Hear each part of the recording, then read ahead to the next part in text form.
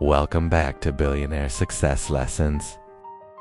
Today I want to tell you the story of a man who did not build his success by looking cool.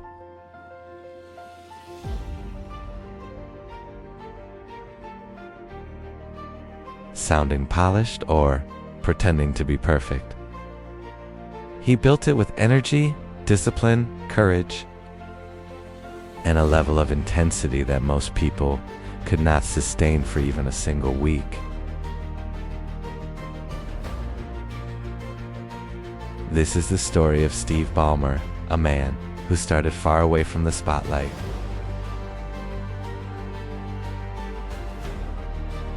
Stepped into one of the biggest opportunities in business history, survived pressure that would have crushed most leaders, and came out the other side not only wealthy but deeply influential. His journey is not just about becoming a billionaire. It is about learning how to commit so fully to your work, your team,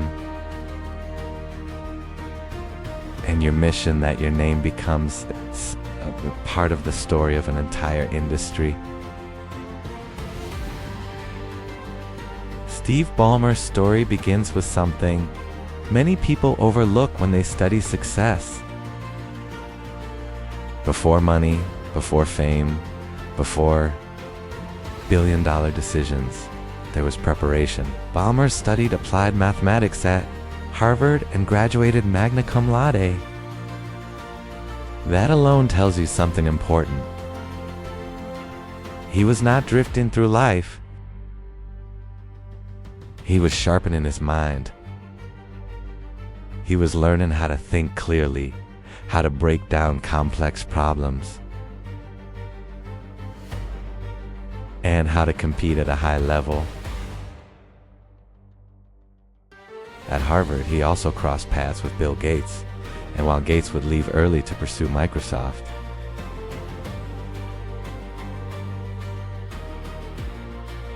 Ballmer stayed and finished what he started. That detail matters. Some people are remembered for taking dramatic risks. Others are remembered for building a reputation of discipline and follow-through.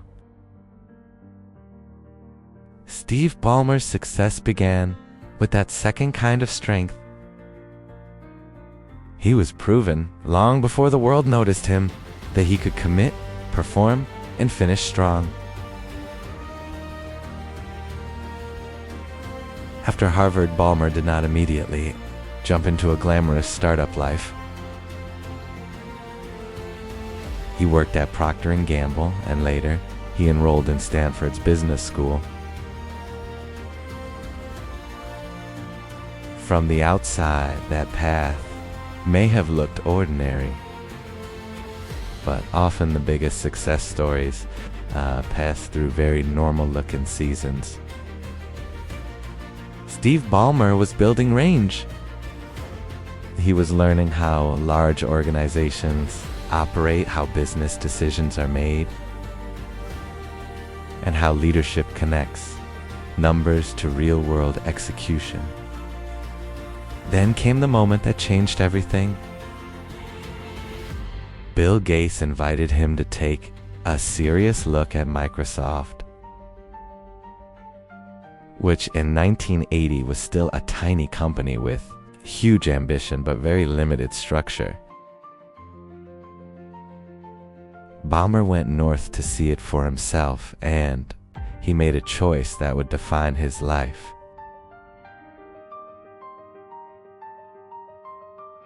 He left Stanford and joined Microsoft as the company's first business manager. That decision did not come with certainty. It came with risk. Microsoft was not yet the giant the world would later know. It was still a bet. And Steve Ballmer chose the bet. This is one of the most powerful lessons in Steve Ballmer's life. sometimes success does not arrive as a guarantee. It arrives as an invitation.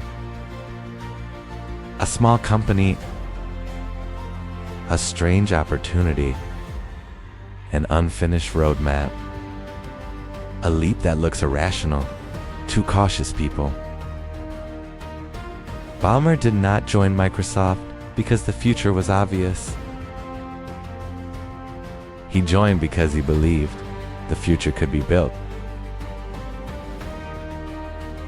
That mindset separates dreamers from builders.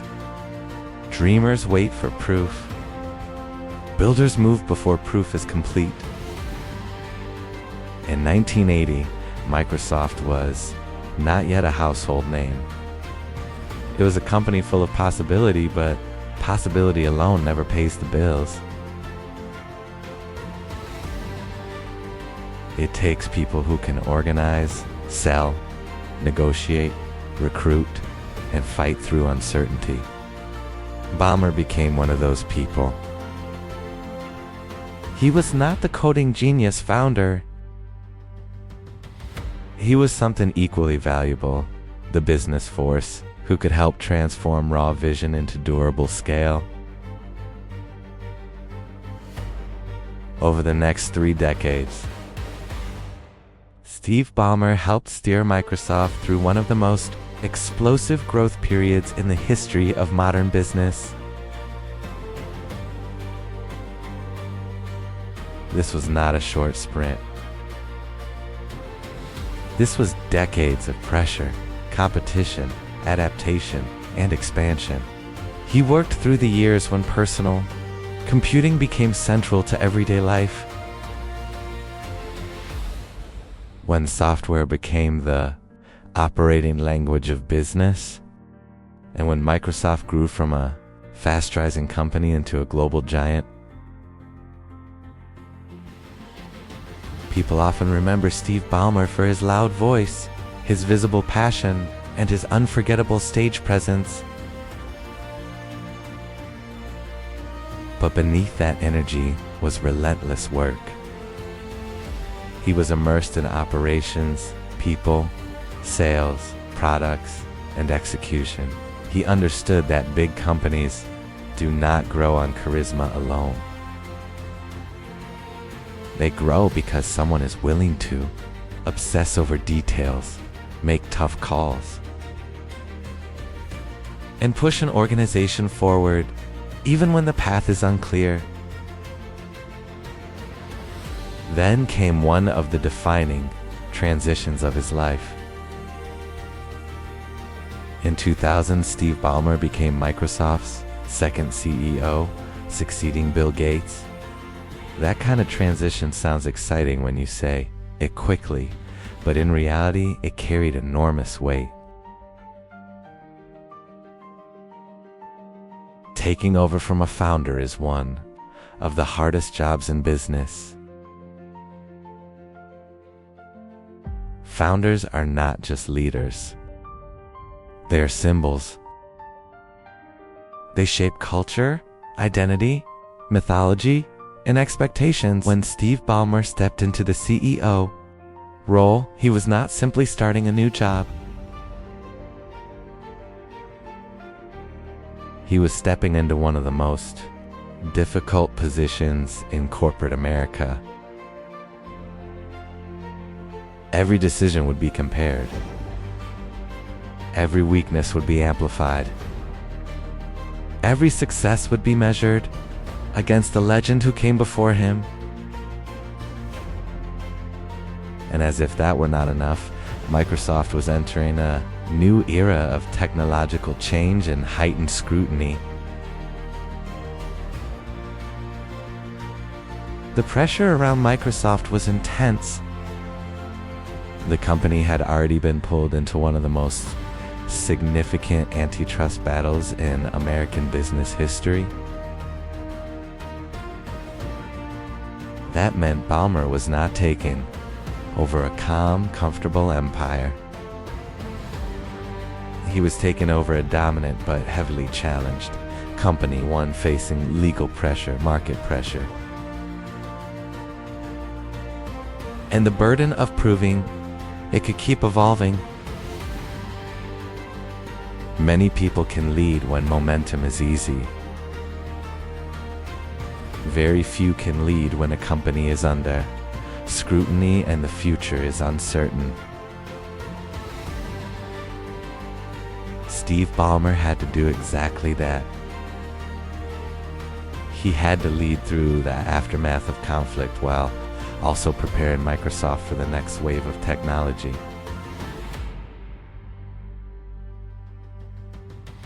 That is a rare kind of resilience. During Ballmer's time as CEO, Microsoft continued to expand, diversify, and launch major products and services. Under his leadership, the company pushed deeper into gaming with Xbox, moved forward with Windows and Office, introduced Bing, rolled out Windows Phone, brought Office 365 to market, and launched Surface. Microsoft also made its entry into cloud computing with Azure, a foundation that later became one of the most important businesses in the entire company. Ballmer's years were not simple maintenance years. They were years of transition. The technology world was moving from desktop computing toward web services, cloud infrastructure, mobile devices, and connected platforms. Leading during a shift like that is difficult because you're always balancing two responsibilities at once. Protect what already works and invest in what might matter next. If you move too slowly, you fall behind. If you move too fast, you can damage the core. Ballmer had to live inside that tension every day. And that is where Steve Ballmer's story becomes more human and more meaningful. His journey is not powerful because it is flawless. It is powerful because it is real. His leadership years included huge wins, difficult transitions, and harsh criticism. That is the part many people do not want to hear when they chase success. They want a clean story with smooth upward progress. But the truth is that real success is messy. Real success involves being misunderstood. It involves carrying responsibility for decisions that affect thousands of employees, billions of dollars, and the long-term direction of a company the whole world is watching. Steve Ballmer became one of the most visible business leaders of his generation, not because he escaped pressure, but because he endured it in public. He kept moving, kept building, and kept competing. That kind of endurance is part of greatness, even when the journey is debated. One reason Steve Ballmer's story resonates so deeply is that he never tried to become a polished stereotype of success. He was loud. He was emotional. He was intense. He was famously passionate. In a world where many executives tried to appear perfectly controlled, Ballmer often looked like pure competitive fire. Some people laughed at that style. Others loved it. But whether people agreed with him or not, they knew he cared. And that matters, because leadership is not only about intelligence, it is also about belief that can be felt. Ballmer brought visible conviction to everything he touched. He made people feel urgency. He made them feel energy. He made them feel that the mission mattered. There's a lesson there for anyone trying to build something meaningful. You do not have to copy someone else's personality to win. You do not have to become quieter, smoother, or more fashionable just to fit an image. Sometimes your greatest strength is the part of you that the world first sees as too much.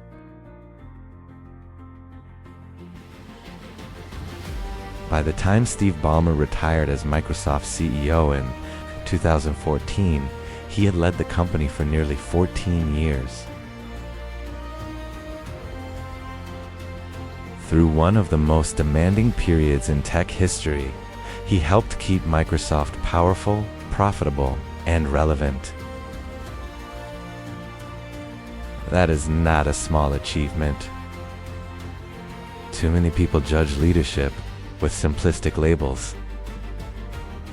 They want a person to be either a genius or a failure, a hero or a mistake.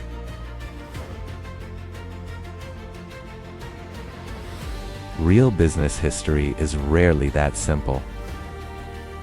Steve Ballmer's tenure reminds us that leadership can be complicated and still be profoundly important.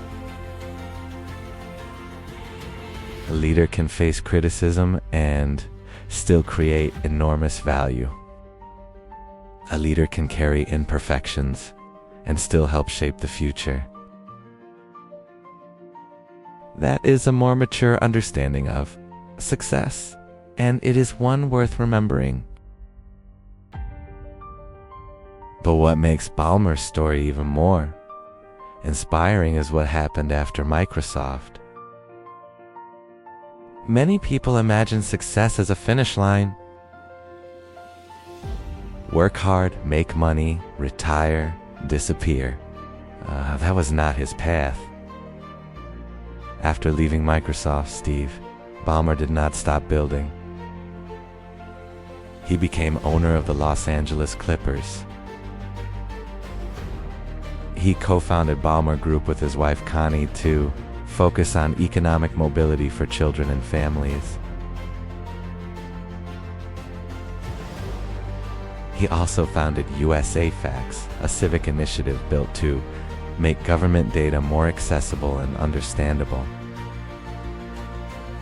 These moves reveal something deep about his character. He did not spend decades learning how systems work only to sit back and admire the scoreboard. He kept applying his energy to new arenas: sports, philanthropy, and civic data. That shows a kind of success bigger than money. It shows a desire to stay engaged, to stay useful, and to keep turning resources into impact. There is another powerful truth in that. Steve Ballmer did not define himself by one title. He was not only the guy after Bill Gates. He was not only the former CEO of Microsoft. He kept writing new chapters. Today he is connected to Ballmer Group, USA Facts, and the Clippers. And those chapters tell us something essential about long-term success. The strongest people do not spend their lives protecting one identity. They evolve. They take what they learned in one, season and apply it in another. They do not cling to an old throne just because it once made them important. They ask, where can my energy still matter? Where can my experience still serve? That is the mentality of a builder. And Steve Ballmer has continued to build even after achieving more financial success than most people could imagine. So what can we learn from Steve Ballmer's rise from a young man with strong academic discipline to one of the most recognizable business figures in America? First, opportunity often appears before certainty. Ballmer joined Microsoft when it was still small, unproven, and risky. Second, success is not reserved only for founders. Some people become legendary by helping scale the dream, not by inventing it on day one. Third, leadership is hardest when comparison is unavoidable. Taking over from Bill Gates would have terrified almost anyone, but Ballmer stepped in anyway. Fourth, pressure is not proof that you are on the wrong path. Sometimes pressure is the cost of being trusted with something big. And fifth, the richest form of success is not just accumulation. It is contribution. It is taking what you have built and using it to create opportunity for others. If you're in a season where your future still looks uncertain, remember Steve Ballmer in 1980? He did not have a crystal ball. He had preparation, instinct, and courage. If you're carrying responsibilities that feel heavy, remember Steve Ballmer in 2000? He stepped into a role that came with impossible comparisons and extraordinary pressure. If you're being judged for your style, your personality, or the way you express your ambition,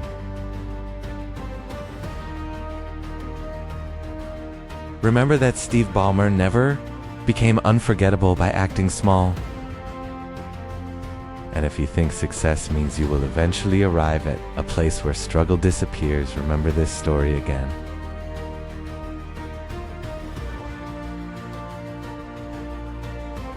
Success does not erase challenge. It changes its shape. The higher you rise, the more your decisions matter, the more your character is tested, and the more your inner strength becomes visible. In the end, Steve Ballmer's life is not just a billionaire story. It is a story about commitment, about showing up with full force, about taking the long road seriously, about staying in the game long enough to become part of history. He was not the mythic founder in the garage. He was the fierce operator, the loyal builder, the intense leader, the man willing to carry enormous responsibility in public view. And maybe that is exactly why his story matters so much. Because most of us will not be the original genius in the room. But many of us can become the person who brings relentless energy, disciplined execution, and lasting belief to a mission bigger than ourselves. That is a powerful kind of greatness. That is a lasting kind of success. And that is why the journey of Steve Ballmer deserves a place here on Billionaire Success Lessons.